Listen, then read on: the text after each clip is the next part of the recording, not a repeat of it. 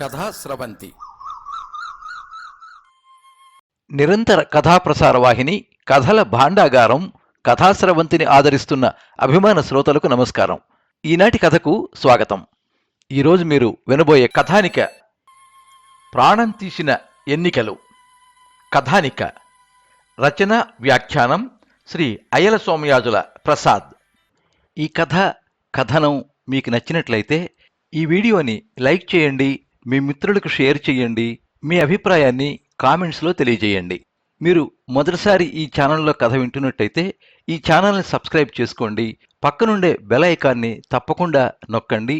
ఈ ఛానల్ ద్వారా వినిపించే కథలు, కబుర్లు, వ్యాసాలు అన్నీ ఎప్పటికప్పుడు మీకు అందజేయబడతాయి.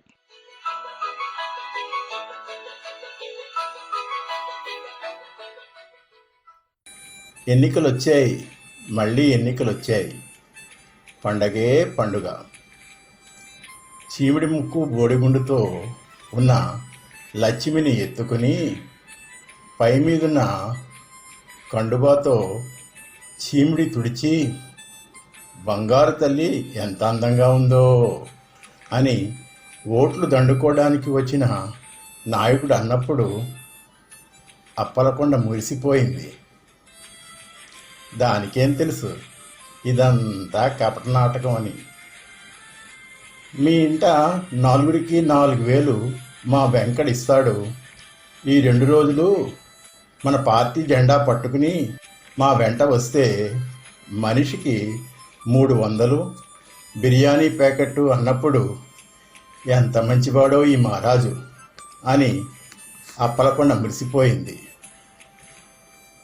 ఏటేటి 1000 రూపాయల చూడు, పలానా పార్టీ వాళ్ళు రేతిరొచ్చి మనిషికి 2 ఏళ్ళు చొప్పున ఇస్తారట, అవి కూడా పుచ్చుకుందాం అని పక్కింటి బంగారి అంది. 2,000 అనగానే మొగుడు సూరిగాడి తావుడికి పోను బోల్డ్ అంత మిగులుతుంది, ఈ నెల కష్టపడక్కర్లేదు అనుకుంది అప్పలకొండ.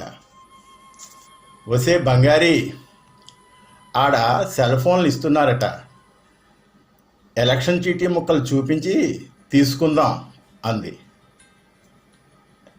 ఎలాగైతేనే ఒక రోజులో అప్పలకొండ కుటుంబానికి 10,000 రూపాయలు సెల్ ఫోన్లు వచ్చాయి. ఈ ఎలక్షన్ తేదీ వచ్చింది. ఈ పార్టీయా ఆ పార్టీయా అని టెన్షన్తో మొత్తం మీద ఓట్ల పండగ పూర్తయింది.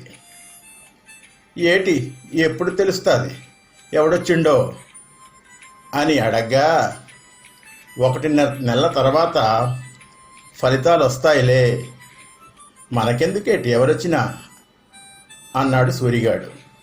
అదే అప్పలకొండ పెనిమిటి. వారం రోజులు గడిచాయి.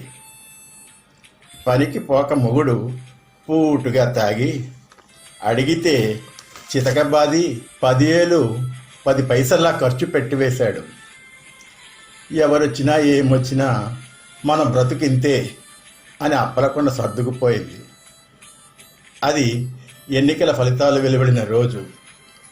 సుమారు రాత్రి 7 గంటలప్పుడు సూరిగాడికి పని ఇచ్చే నాయుడు గారి వడ్డీ డబ్బులు ప్రతి నెల వసూలు చేసే మస్తానుగాడు అప్పలకొండ దగ్గరికి వచ్చి, ఏటి నీ పెనిమిటున్నాడా అని అడిగితే, అదిగో తాగి తొంగున్నాడు, వసారాలు వచ్చినోడు అంది.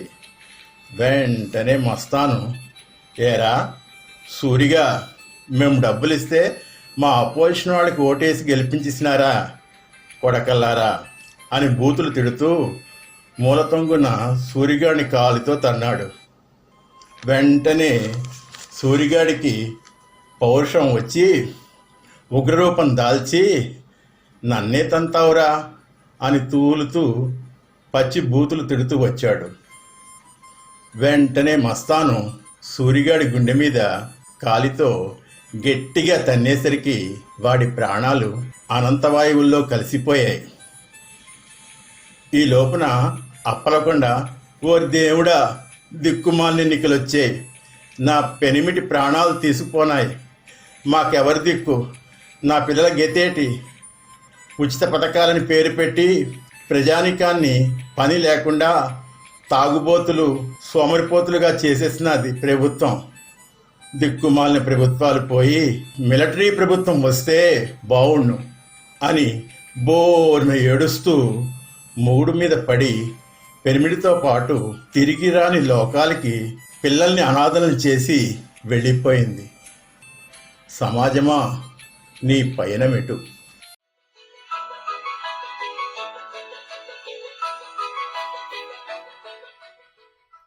మీరింతవరకు ప్రాణం తీసిన ఎన్నికలు కథానిక విన్నారు. రచన వ్యాఖ్యానం శ్రీ అయ్యల సోమయాజుల ప్రసాద్. ఎప్పుడు మీ అభిమానాన్ని కోరుకునే పప్పు భోగారావు. సర్వే జనాః సుఖినో భవంతు. కథా స్రవంతి